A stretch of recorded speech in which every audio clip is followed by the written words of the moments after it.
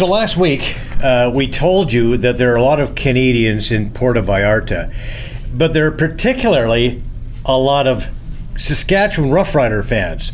Now, I'm joined by Jim Hopson. Now, Jim is a former player with the Roughriders, but he's also the former president and CEO of the club. And tell me, we got Rider Day coming up today. There's going to be hundreds of people here, the Saskatchewan Roughrider.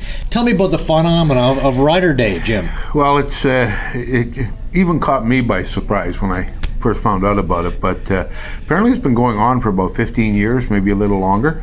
We do have a tremendous number of Canadians down here, especially from Western Canada, Saskatchewan, Alberta, and so on. And I noticed when I first started coming down about it's probably getting to be 10 or 12 years ago or so, a lot of rider gear, a lot of Calgary Stampeders stuff and so on.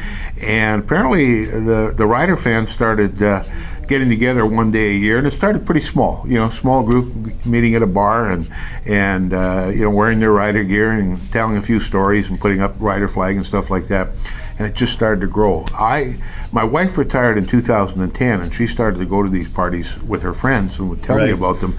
And every year it got bigger and bigger. And then finally, when I retired in 15, I was able to start coming, and Roger Aldag, Bob Poley, and others had started to come as well. And it's crazy. It's 600-700 people on the beach. They put up extra tents and bring in washrooms and more beer, and sometimes we get Poley to get up and sing, and this year it'll be. They had to postpone it, but today's going to be a good day, and it'll be another great party. So 600 or 700 rider fans on the beach in Puerto Vallarta. That's just phenomenal. Yeah, and we do get some other CFL fans, which is great. You get a few Bomber jerseys and Eskimo jerseys, and we accept that and welcome them into the family. All CFL fans, and this year, the Bomber fans will be a little bit cocky because it's their turn. They finally were able to get back to the cup and win it. But it's crazy, and the amount of rider gear.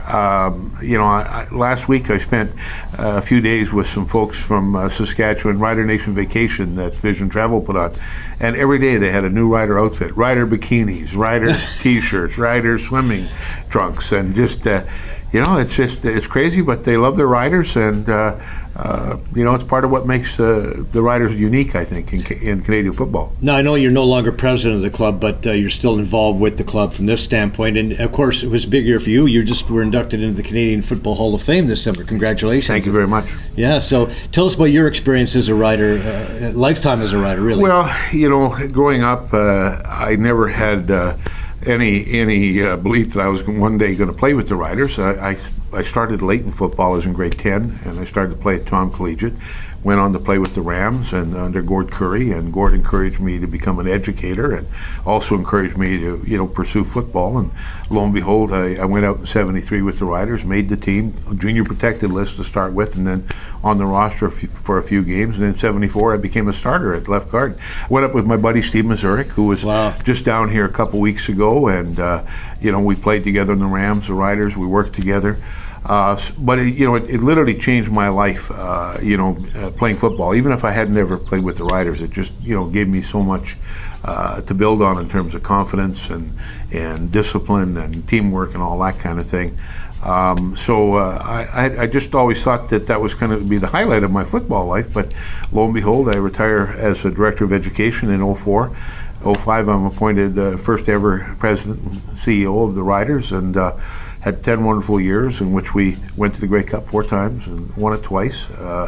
Was able to be part of that new stadium, which has turned out to be absolutely wonderful. And it just it sort of keeps getting better and better.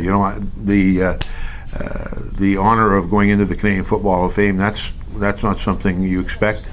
In fact, it was about a year ago, almost a year ago exactly, they called me down here and told me that it's going to be announced later this year that you're going to be in this year's induction. And you don't expect that kind of stuff. And So for a kid that came to football late, it's been awfully good to me, and I just love the Rider fans. Their passion for the Riders and all things Riders is incredible. It's real bonding, I think, for people in the province, and maybe because so many of us left the province, as you know, and moved out to Alberta and other places, and it was the one thing that kind of kept bringing them back, drawing them back, and that trek back home on Labor Day so they could sit on the hill and watch the Riders, we've traveled fairly extensively, and everywhere we go, there's a Rider hat, there's a Rider flag. You could be in Germany, you can be in Jamaica, it doesn't matter, and there's another Rider. I've seen the Rider hats here, and I see them back in at the Skydome when Rogers said when the Argos are playing. There's lots of Rider fans there. They're everywhere. And so, but congratulations, Jim, on being inducted in the Football Hall of Fame, and congratulations on another, I'm sure, successful Rider Day. It'll be great, and the people just love seeing each other and talking about the Riders. Of course, things are going pretty well. We had a good year last year, and young Cody's been great at quarterback. I think Jeremy's done a great job with recruiting, and so. But it's the CFL, it's the West, and anything can happen. It's tough getting out of the West, for sure. It is tough. Yeah. Yeah. All right. Thanks very much. Thank you. Appreciate it. Thank you. Awesome.